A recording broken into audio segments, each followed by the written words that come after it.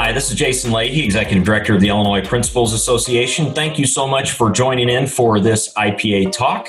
I am grateful to have with me Abir Othman. She is this year's Illinois Assistant Principal of the Year, just recently named that, and she is the Associate Principal at Andrew High School, which is in Tinley Park. So Abir, grateful for you being with me. Thanks for joining in with considering the fact that we're having to do this remotely now instead of trying to do it face to face. Typically, we like to do these IPA talks together, but with the pandemic, we can't do that. So again, thanks for joining me. Thanks for having me. I appreciate it.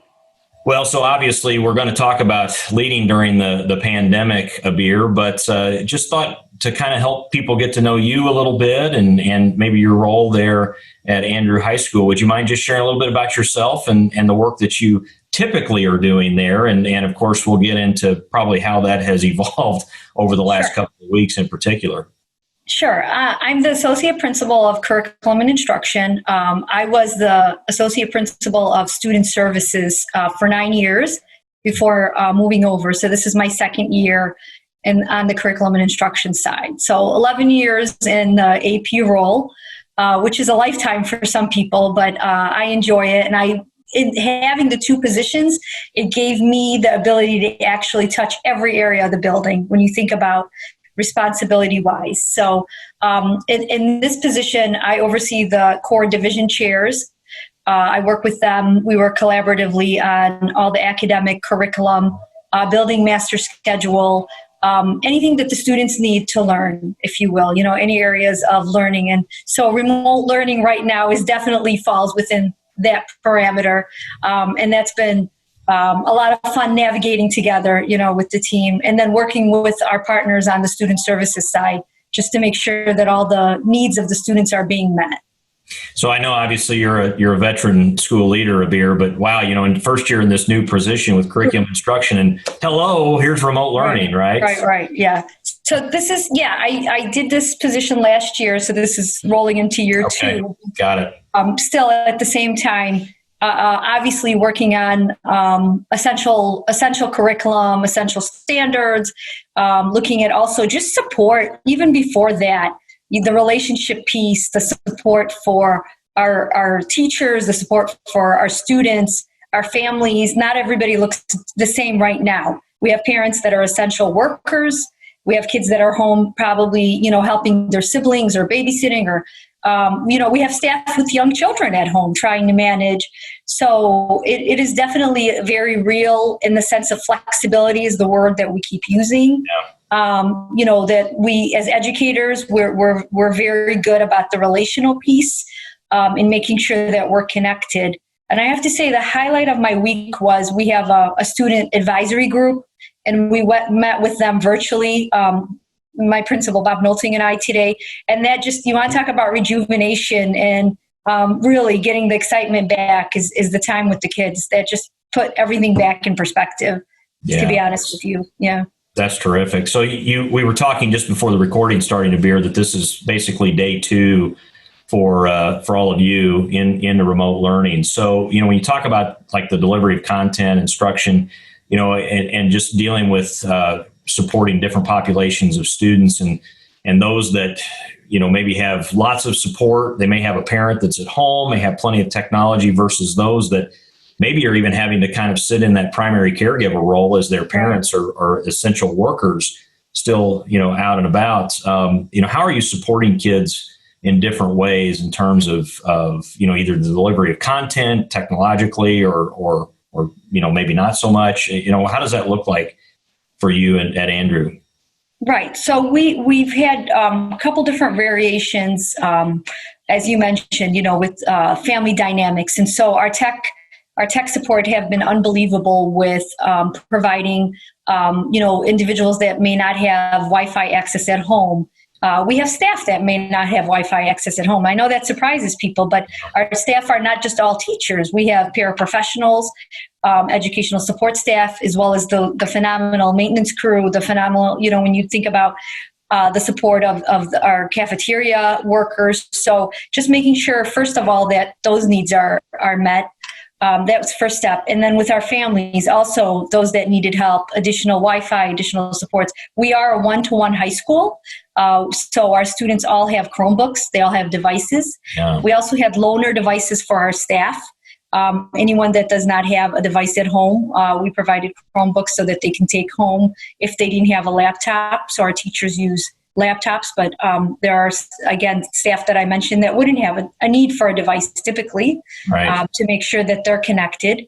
And then there's the daily connectivity with our teachers, with the students. So we're on a schedule of they're either meeting with them Monday, Wednesday, or Tuesday, Thursday, and we leave Fridays as a day to connect, for advisory teachers to be able to check on the students, our interventions.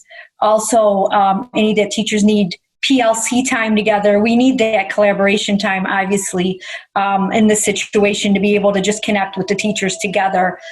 So that's been very helpful. But a lot of the student services side, the PPS side, have created follow-ups with our Title I kids, low SES, EL population, SPED, making sure that no one is left behind in this process, because that's so important. If they're not able to connect and be able to work through with the teachers, that we don't want them to feel like they missed a step in this process either.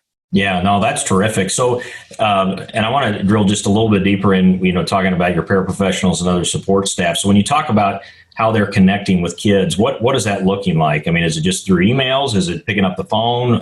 What is that looking like here over the last couple of weeks? Yeah, so we're trying to navigate in the sense of calling home. So we have like our EL aides that are translating for families and students.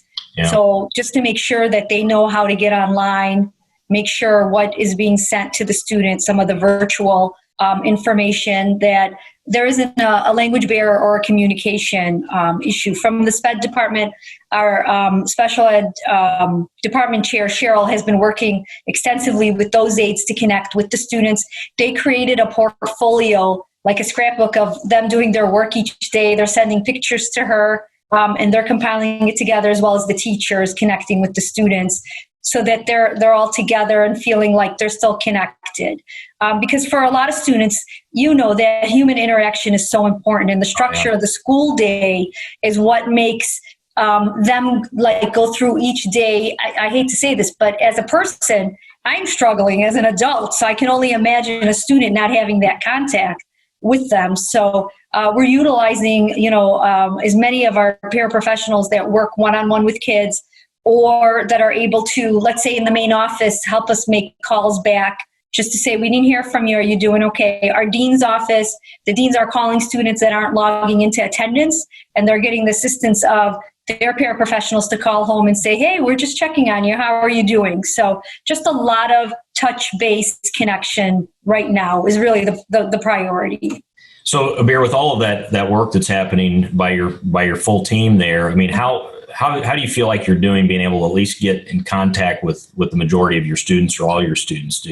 Are you feeling like you're able to do that? Because I know from some of the conversations or questions we've had or concerns people have is that some people will say, we've lost, some of these kids have disappeared. We just have tried multiple ways of getting in contact with people. So I'm just kind of curious about what your experience has been.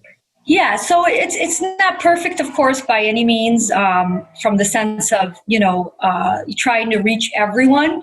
But what our teachers are doing try the student first time, try the student second time.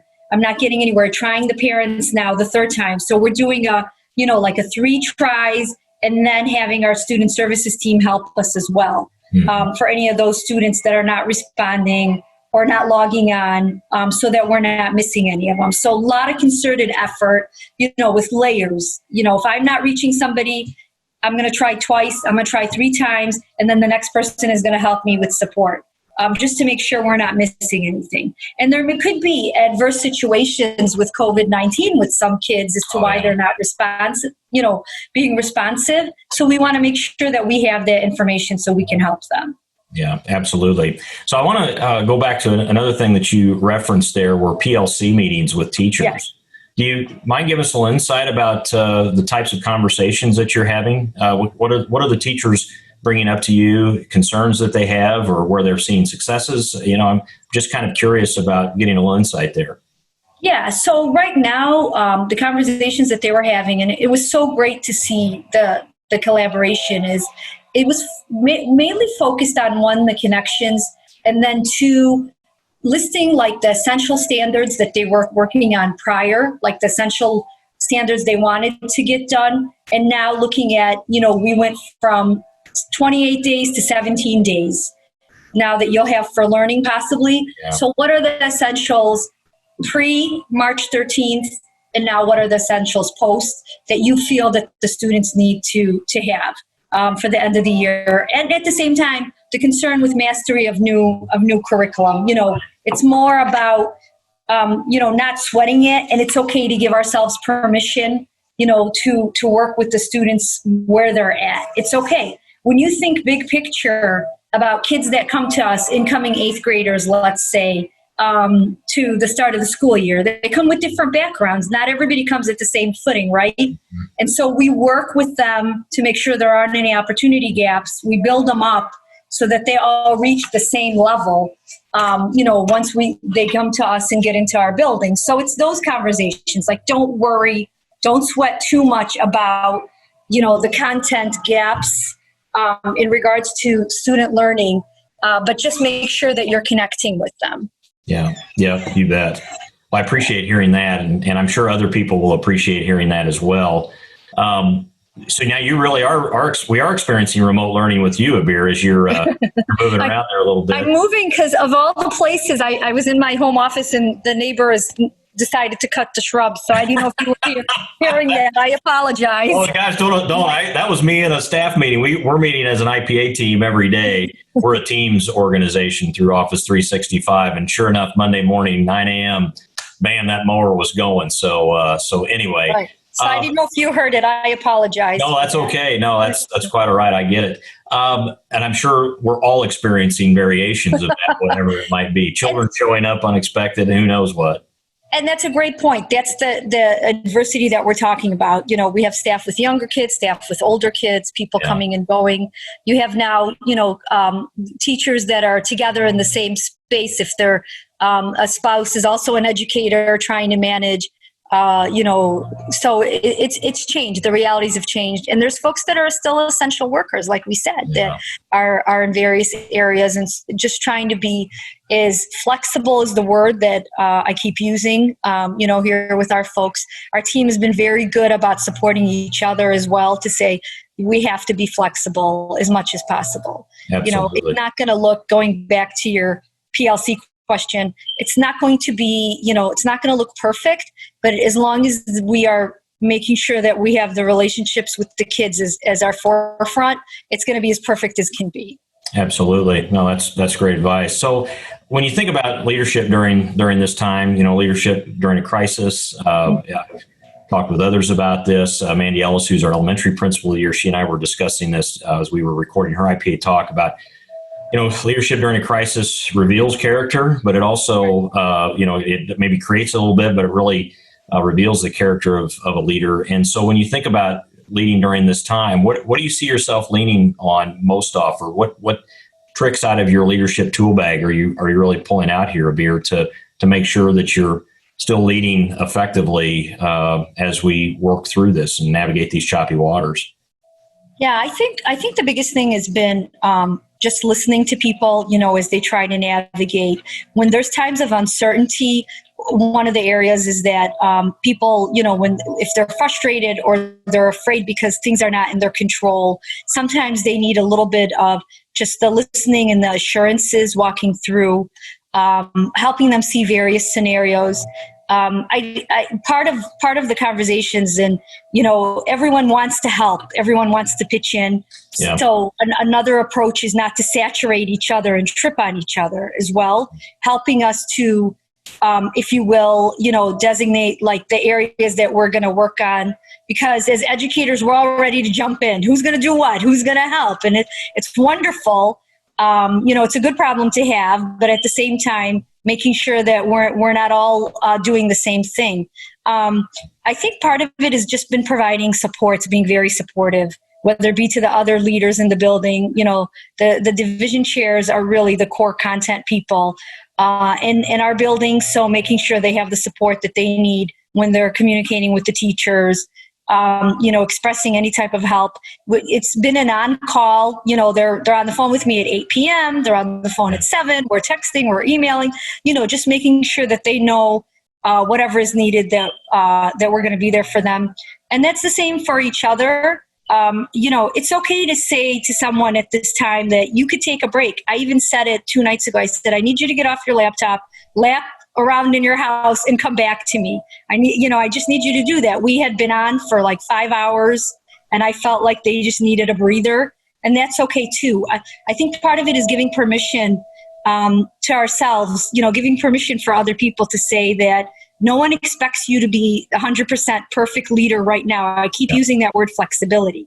Like, it's okay that we don't have all the answers and we're going to try to work through it together.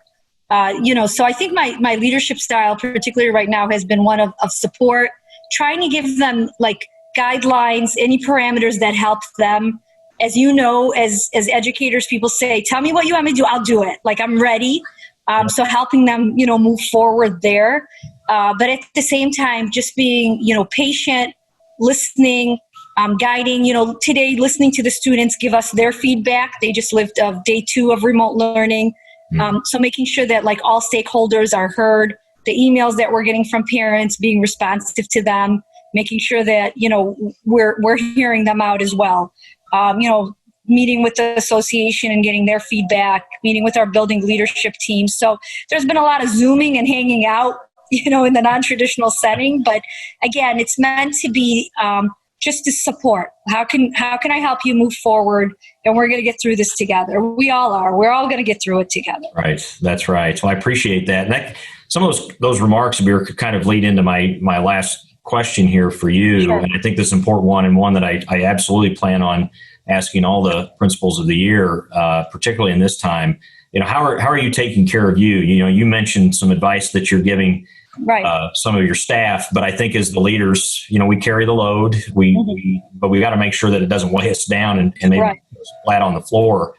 So what are you doing to take care of yourself right now? Right, and part of the connections with CARE has been social media has been huge for us, as I imagine a lot of other schools are utilizing it. And so our activities, folks at school have created like a VGA 30 for 30 that you get out and do 30 minutes of exercise or decompress or care for yourself. And so we're logging it on and sharing with each other.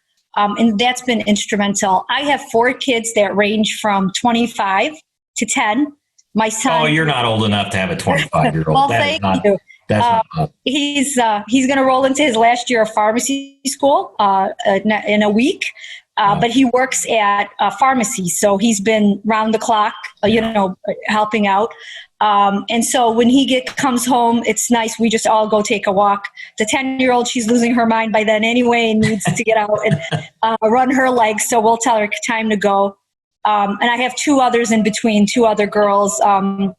Senior in college, so she's remote learning all day, last semester of college, and so we've been following the 30 for 30 just to get them up and going. So when you think about lifespans, 3 college adults and then a 10-year-old, definitely a little bit of flexibility and creativity goes on around here, managing those guys, and they're all home right now, so there's also that balance. They're coming and going.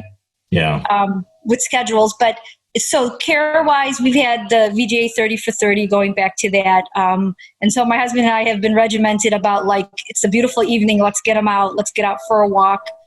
Also just, taking breaks whenever you can in between, just to get away from the desk, to get up and walk, come back to it as much as possible. Stretch your legs. We do a lot at our school. We did a lot with Title I with Eric Jensen's work with brain breaks.